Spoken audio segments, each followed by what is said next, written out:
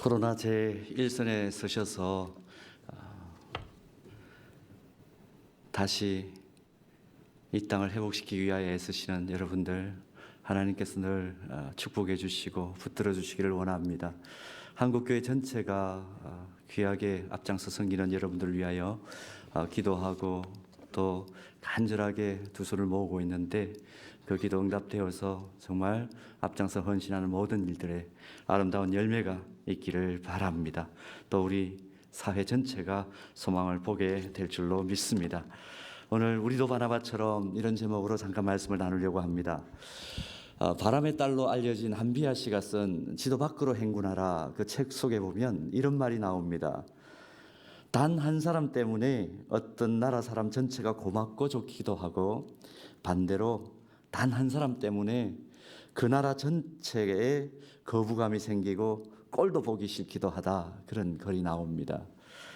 단 한 사람 때문에 그 사람이 속한 공동체 전체를 좋아하거나 그 반대로 그 공동체 자체를 싫어하게 된 그런 경험 다 있으실 것입니다. 그래서 공동체가 아름다운 공동체 되기 위해서는 하드웨어보다는 소프트웨어가 중요하다. 근데 소프트웨어도 중요하지만 그보다 더 중요한 것이 휴먼웨어다, 그 얘기를 우리는 늘 합니다. 아무리 건물이 좋아도 그 건물 깨끗하고 안전하고 편리하게 관리하는 원칙이 없으면 그 건물은 곧 폐가가 되고 말겠죠.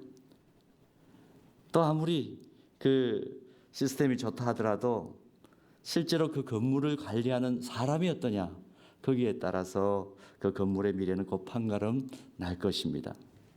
건물의 주인이나 관리하는 사람이 게으르다면 어떻게 되겠습니까? 뻔한 것 아니겠습니까? 미래는 불보듯 뻔할 것입니다. 그래서 사람이 중요하다는 말을 우리는 늘 하고 있는 겁니다.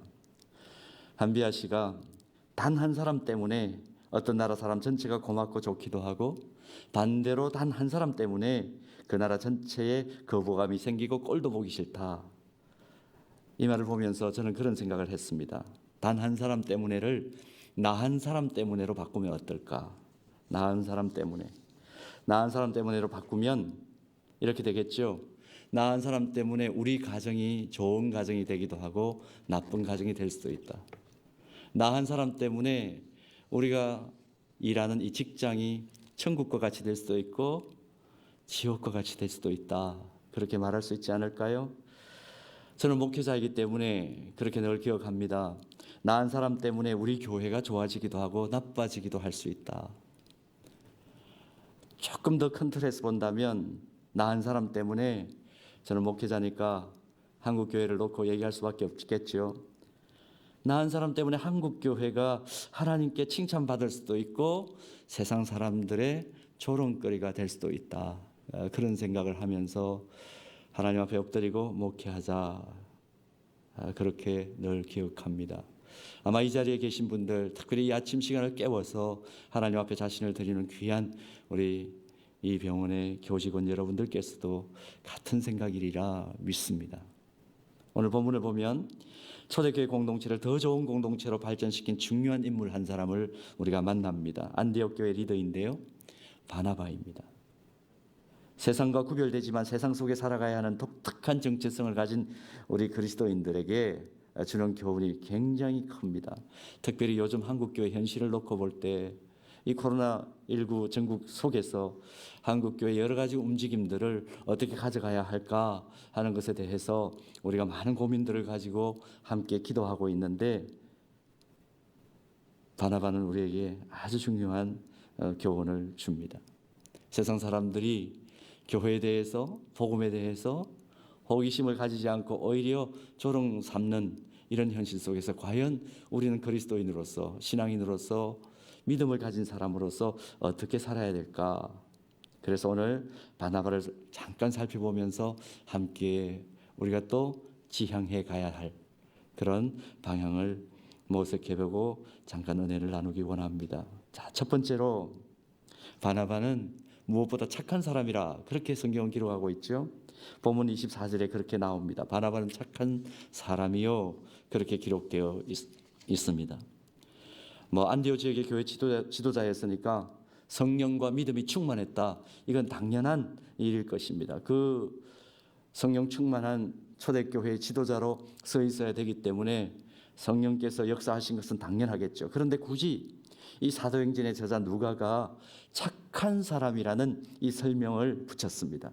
그것도 성령과 믿음이 충만하다는 그 표현 앞에 착한 사람이라, 착한 사람과 성령과 믿음이 충만하다 동일한 비중으로 기록을 하고 있습니다. 저자의 분명한 의도가 엿보입니다. 왜 저자가 바나바를 착한 사람인가 동시에 성령과 믿음이 충만한 사람이라 그렇게 동시에 표현을 할까? 깊이 묵상을 한번 해보았습니다. 이 말씀 속에 발견하는 것은 뭐냐 하면 우리 그리스도인에게는 두 종류의 인격이 있다는 것입니다. 하나는 성령과 믿음의 충만으로 표현되는 신앙 인격이 있고요. 또 하나는 착한 사람으로 표현되는 생활 인격이 있다는 것입니다. 신앙 인격과 생활 인격. 많은 그리스도인들이 착각하는 것 하나 있죠. 성령 충만하면 착해질 것이라고 생각을 합니다. 그러나 꼭 그런 것은 아니라는 것 우리가 삶의 경륜을 가지면 알게 되죠. 두 가지 일치하지 않는 사람 참 많습니다.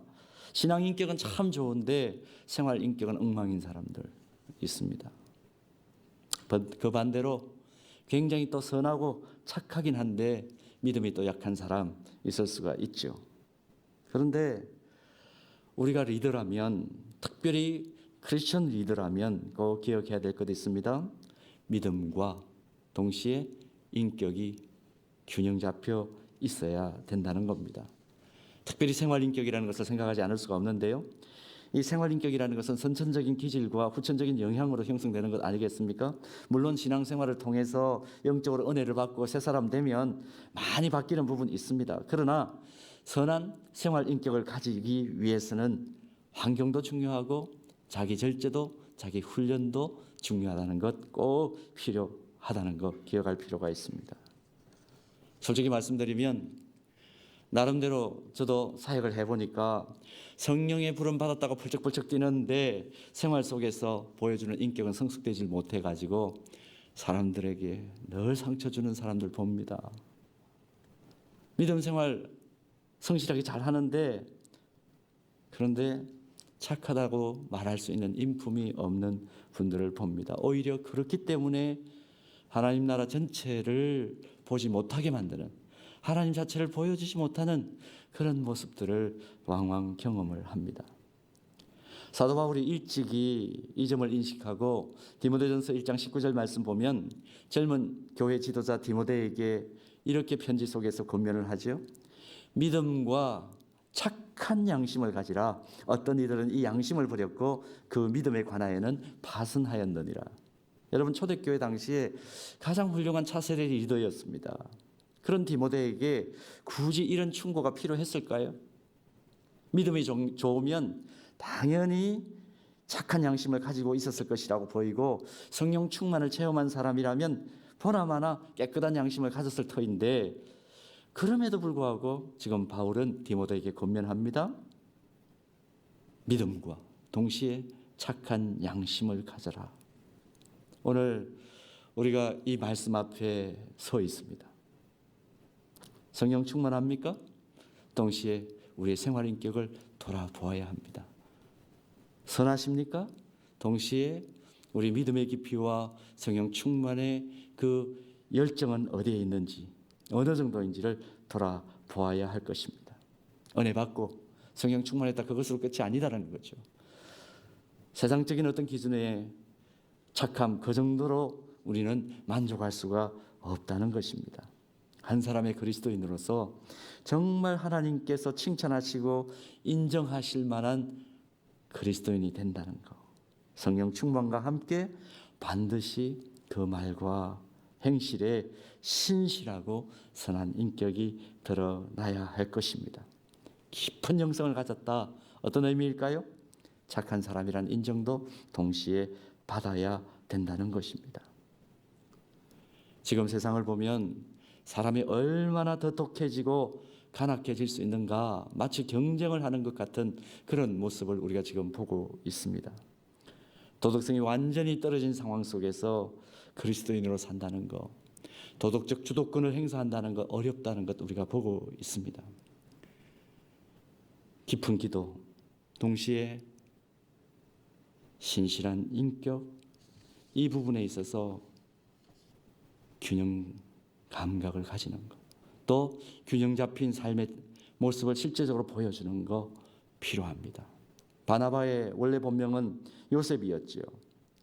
이 바나바라는 이름은 사도들이 지어준 일종의 별명입니다. 그 뜻이 위로의 아들이라는 것 우리가 잘 알고 있습니다. 사람들을 위로하고 돌보는 일을 바나바가 특별히 잘했기 때문에 아마 이런 별명을 붙여 주었을 것입니다. 오늘 귀한 예배 드리면서 신앙인격과 생활인격에 동일한 비중을 가지고 있는지 우리가 한번 돌아보면서 오늘 본문을 통해서 착한 사람인가 동시에 성령과 믿음이 충만한 사람, 이런 바나바가 헌신한 안디옥 교회처럼 우리가 속해 있는 이 공동체 안에서 사역할 때에 하나님께서 진짜 우리를 통해서 한 사람 한 사람을 살려내는, 또 이 귀한 세브란스 병원이 가지고 있는 위상이 있지 않습니까? 한국 사회뿐만 아니라 세계 시민 사회가 세브란스를 배우러 오는 놀라운 역사가 있게 되기를 주님의 이름으로 축복합니다. 또 한 가지, 그런가 하면 두 번째로 우리가 바나바를 통해서 확인할 수 있는 멋진 모습 하나 있는데요. 동역자를 세우는 바나바의 태도를 발견합니다. 바나바는 자신의 한계를 분명히 알았던 것 같아요. 나는 여기 정도까지 할 수 있는데 조금 더 익스텐션 시키기 위해서는, 사역을 익스텐션 시키기 위해서는 동역자가 필요하다. 그런 생각을 분명히 했던 것 같습니다. 그러니까 공동체를 바라보면서 이만하면 됐다거나 스스로 자만하지 않고 꼭 필요한 동역자를 찾아 나선 거죠. 그런데 찾아 나선 사람이 누구냐 하면 사울이라는 인물입니다. 사울이 어떤 사람이었는지 우리를 잘 압니다. 십자가의 복음을 전한다는 이유로 유대인들에게 돌에 맞아 스데반에 순교할 때 결정적인 역할을 했던, 복음과는 완전히 등져 있는 그런 사람이었습니다. 초대교회 성도들에게는 공포의 대상이었던 인물 아닙니까? 비록 사울이 다메섹으로 가는 길에 예수님을 만나서 회심했다, 그 소문을 듣긴 했겠지만, 또 아라비아 광야에서 한 3년간 지나면서 물빼기를 다 했다, 그런 얘기를 듣긴 들었지만 여전히 공동체 안으로, 영적 공동체 안으로 받아들이기에는 꺼림칙한 상황입니다. 그래서 사울은 지금 고향 다소에서 언든 생활을 하고 있는 중입니다. 그런데 이런 캐릭터의 사울을 찾기 위해서 바나바가 그의 고향까지 수소문해서 찾아갑니다. 본문 25절 말씀 보면 바나바가 사울을 찾으러 갔다 그런 구절이 나오는데요. 이 찾는다는 말은 그냥 어슬렁어슬렁 지나가면서 들렸다, 그런 의미가 아닙니다. 원어를 살펴보면 소재지가 불분명한 사람을 수소문해서 찾아 나서는, 아주 적극적으로 찾아내는 그런 의미를 가지고 있습니다. 그러니까 바나바는 힘을 쓴 거죠. 애를 쓴 거죠. 의도적으로 대단한 의지를 가지고, 결단력을 가지고 사울을 찾아갔던 것입니다. 그리고 그를 설득해서 안디옥으로 데리고 와서 함께 동역을 합니다. 상상이 가십니까? 공동체의 왼수 같은 그런 인물을 찾아 헤매면서까지 동역자로 세우는 바나바. 역사적으로 하나님 나라 운동을 하는 분들, 또 한 공동체를 제대로 세워내는 분들, 그분들 사역하는 그 여정을 가만히 보면 성령께서 자신을 통해서 일하시는데, 그런데 자기 혼자서 일하지 않습니다. 항상 하나님께서 세워주신 내 주변에 동역자가 누가 있느냐 하는 것에 대해서 눈이 밝은 사람들이었습니다. 동역의 원리를 깨달은 사람이라 이렇게 표현할 수 있겠죠. 바나바는 이 원리를 정확하게 깨뚫고 있었던 겁니다.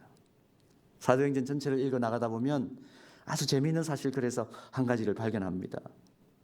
동역자 사울이 바나바보다 훨씬 월등하게 뛰어난 사람이죠. 여러 면에서 바나바는 사울을 따라잡을 수가 없습니다. 이력을 보거나 또 뭐 삶의 여러 가지 어떤 정황들을 보거나 뭐 유대교의 상류 지식인인 가말리엘 문화에서 율법을 배운 그야말로 엘리트 중에 엘리트 아닙니까? 가문으로 보나 학식으로 보나 유대교 최고 지도자인 이 대제사장이 인정한 이런 인물. 바나바는 어찌 보면 위축되기 쉽습니다. 저 사람 데려오면 공동체 안에서 내 자리가 위태롭다라고까지 생각할 수 있는 겁니다. 그런데 그거 뻔히 알면서도 자기보다 월등히 나은 사람을 동역자로 청빙을 합니다. 바나바의 인격의 용량을 볼 수 있고 가늠할 수 있는 부분이죠. 한 공동체를 맡고 있는 지도자에게 이런 너름품과 깊이와 역량이 있다면 그 공동체가 더 크게 성숙하고 발전하지 못할 리가 없습니다. 오늘 우리에게도 이런 너름품과 인격이 있게 되기를 소원합니다. 그랬을 때 그 결과는 오늘 본문 26절 이렇게 기록되고 있죠. 만남에 안디옥에 데려와서 둘이 교회에 1년간 모여 있어 큰 무리를 가르쳤고 제자들이 안디옥에서 비로소 그리스도인이라 일컬음을 받게 되었더라. 주님께서 안디옥 교회, 안디옥 공동체를 얼마나 귀하게 사용하셨는지 모릅니다. 역사 속에 드디어 그리스도께 속한 사람이라 그런 뜻을 가진 그리스도인이라 일컬어지는 위대한 새로운 역사의 경점, 방점이 지켜지는 것을 봅니다. 오늘 이 귀한 예배를 드리면서 이 공동체를 위하여 또 이 공동체가 지향하는 그 목적을 가지고 최선을 다해 사역하시는 귀한 분들에게 조금 어떻게 보면 바나바니까 그럴 수 있죠. 그렇게 말씀하실는지도 모르겠습니다만은 그러나 다시 한번 오늘 우리가 이 말씀을 펼쳤으니까 바나바를 통해서 꼭 필요한 교훈을 받게 되기를 소원합니다. 정말 신앙 인격과 생활 인격이 균형 잡혀 있는 그리고 꼭 필요한 동역자들을 세워낼 수 있는 끝까지 후견하고 지원할 수 있는 그런 역량을 가진 귀한 분들을 통해서 이 공동체가 더 힘을 얻게 되고 또 우리 사회에 이 나라와 이 민족과 세계 열방에 꼭 요긴한 그 사역들을 더 힘있게 감당해 갈 수 있기를 주님의 이름으로 축복합니다. 기도하겠습니다. 하나님 아버지, 하나님 나라를 위하여 또 한 영혼 한 영혼들의 그 아픔과 흘리는 눈물을 닦아주는 귀한 분들이 함께 예배드리고 있습니다. 하나님께서 힘든 가운데 이 모든 사역 감당하고 있는 이 공동체의 귀한 동역자들을 성기미들을 기억하여 주시고 그들이 하는 수고와 흘리는 땀과 눈물들이 헛되지 않도록 은총을 베풀어 주옵소서. 오늘 바나바를 통해서 새롭게 또 확인한 귀한 사실이 있다면 우리 삶에 적용시켜서 이 공동체가 더 주님 보시기에 아름답고 세상 사람들이 칭찬할 수밖에 없는 아름다운 기독교 공동체로 우뚝 설 수 있도록 역사하여 주옵소서. 예수님 이름으로 기도 올리옵나이다. 아멘.